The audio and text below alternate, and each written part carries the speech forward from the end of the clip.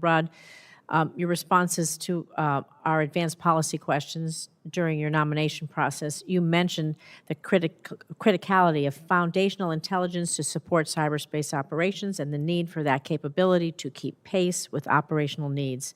So as we all know, the FY25 NDAA has set a requirement for DoD to establish a cyber intelligence capability to provide just that sort of foundational intelligence support. So General Rudd, you have the ability to shape this foundational intelligence capability from the start. So could you elaborate a little bit more based on your experiences at INDOPACOM and SOCOM, what you would like to see incorporated in this foundation intelligence capability, please? Well, Senator, the reference to my past experience, I would tell you, intelligence drives ops and ops drives intelligence. And so it's a continuous cycle. And what we learned over decades of fighting alongside each other in a variety of places is the intelligence apparatus has to be closely linked to and understand the operational side of this. And I haven't had the chance to specifically dive into this yet. It's going to be part of my initial assessment, and happy to come back to you for the record as I look more closely at that. Thank you. I look forward to that. We have a lot of work to do. Thank you, Mr. Chair. Senator Slotkin, we're doing everything we can to keep you from asking your question. Senator Banks, you're recognized. Thank you, Mr. Chairman. General Rudd, can you talk about how the PLA is using artificial intelligence to enhance its military operations? Senator, as you would hope and expect, that's certainly something that we are paying particular attention to. The details of which I'd probably rather go into in a close You can session. you could vaguely talk about how artificial intelligence is used in warfare and gains that they're making. I mean, I don't think there's anything classified about that. Yeah, Senator, Or I agree appreciate that they are that. using artificial intelligence. I'm sorry? You would agree that they are using artificial intelligence? Senator, I think military that's quite clear that they are. Yes, sir. Thank you. That being the case, would you agree that AI is a, quote, dual-use technology? Senator, dual use in what sense? Both for non-military and military? Senator, I think that's a fair way to characterize it. And how important is it for the U.S. to have more and better high-end chips than what China does?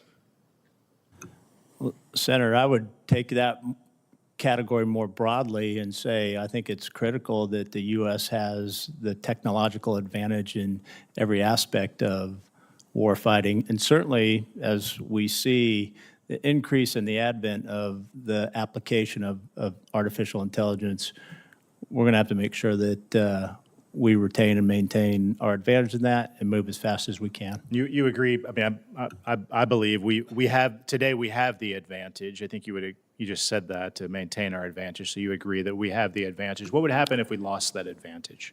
Well, Senator, I think this team right here is going to do everything we can to make sure that we don't do that.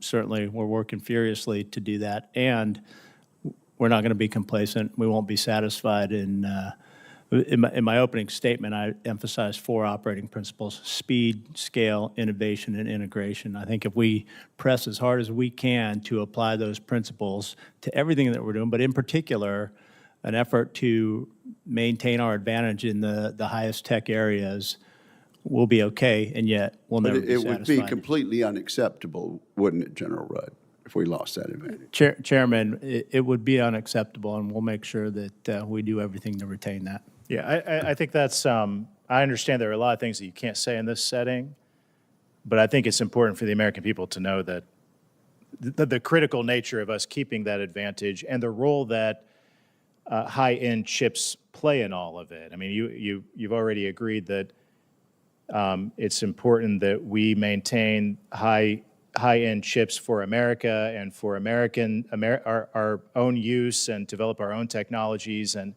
how dangerous it would be if our adversary gained an advantage on us on that front, or even that we would give away our high-end chips to our adversary. Does that make sense? Senator, it does make sense, and again, that's a critical piece of how we're going to maintain our advantage. And we also have to understand and expect that capability will be distributed and available to others, which is why this continuous cycle of maintaining our edge is really important. I'll move on. Last week, President Trump said that, quote, America's aging and constrained electric grid infrastructure poses an increasing threat to national defenses, end quote. What risks do cyber attacks pose to our critical infrastructure? Well, Senator,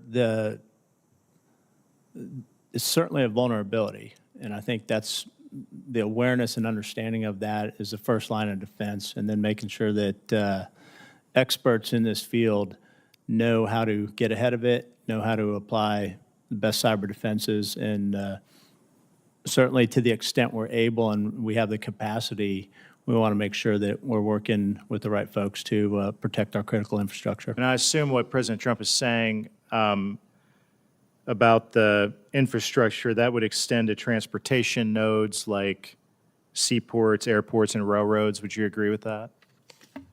Well, Senator, I won't speculate on what the president meant specifically. I haven't had that conversation with him. But I think it's fair. Actually, I think it's important that we figure out what the definition of critical infrastructure is, prioritize where we need to put our efforts and resources to safeguard it. Thank you. My time has expired. Thank you very much. Senator Slotkin.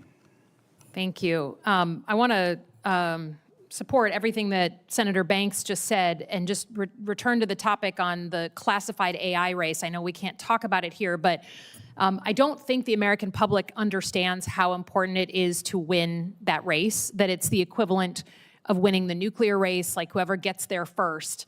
And I think, if we were healthy as a country, then elected officials from both sides of the aisle would be focusing on this constantly to make sure we win this race.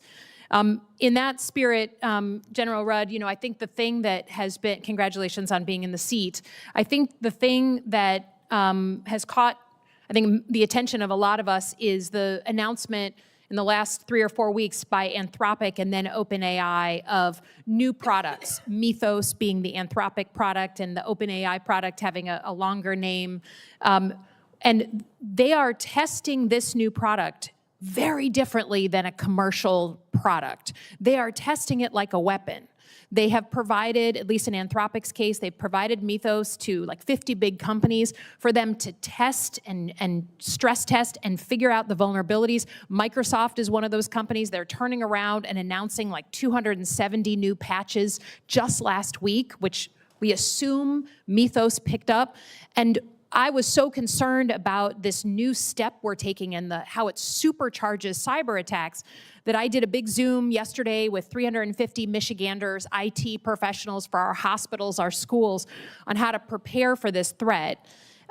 Is the NSA or Cybercom testing Mythos right now and using this moment to test out our own vulnerabilities? Senator, this is a critically important topic. I think the way you described it was appropriate, and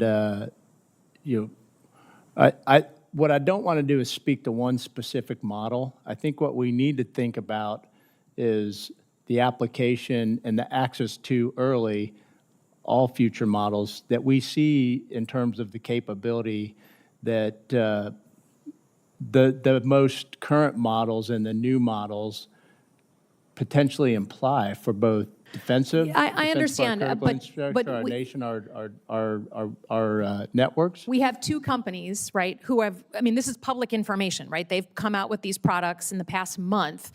It sent the cybersecurity world in the commercial sector kind of spinning that we now have this supercharged AI technology that finds these vulnerabilities. I'm just asking if the Pentagon or NSA is testing out either of these two companies' models. Senator, again, we're looking at all models that we think have the power that is being associated with this. I want you to be using them. I want you to be experimenting with them. And but the Pentagon has had a very public fight with Anthropic. Again, this is public information, so I'm just making sure that the newest, hottest AI-empowered cybersecurity models are being used by the Pentagon on cybersecurity. So I'm taking your answer as yes, and correct me if I'm wrong. Let me turn to another topic, and we're heading towards a summit between the president and Xi Jinping, the Chinese president, on May 14th. Huge deal, right, in the world of negotiation and security, and I am just concerned that there's a topic on the table of allowing Chinese vehicles into the United States. And I think the Chinese have shown themselves to be bad actors when it comes to collecting data on American citizens. They hacked the president and vice president's phones during the campaign. Salt Typhoon, Volt Typhoon, getting into our infrastructure. They stole a bunch of our records, probably yours, definitely mine in 2016 from OPM. I mean, they are not positive actors. And this body banned Huawei and TikTok because of the data they were taking on Americans. So can you just say aloud, I asked others in uniform this last week, do you believe that allowing in Chinese cars with LiDAR and full motion video, geolocation, the ability to be hacked via Bluetooth, do you believe that that is a threat to our military bases, our critical infrastructure, and generally to collecting on American citizens? Yeah, Senator, I think we need to take into account any potential technological application that poses a threat against our bases, our service members, and make sure we do everything to protect against that. I would love the chairman's help. I've tried for 2 years in a row to ban Chinese vehicles from our military bases. As I understand it, abroad, our military bases, with all these Chinese cars, they can already get on. They've got 15% market share in Mexico, so would hope that this committee could at least do the banning of them collecting on our military bases. And I yield back. Thank you very much, Senator Slock. And this concludes today's hearing. I'd like to thank our witnesses for their testimony. For the information of members, questions for the record will be due to the committee within 2 business days of the conclusion of this hearing. Thank you very, very much for your information and your testimony today, and we are adjourned.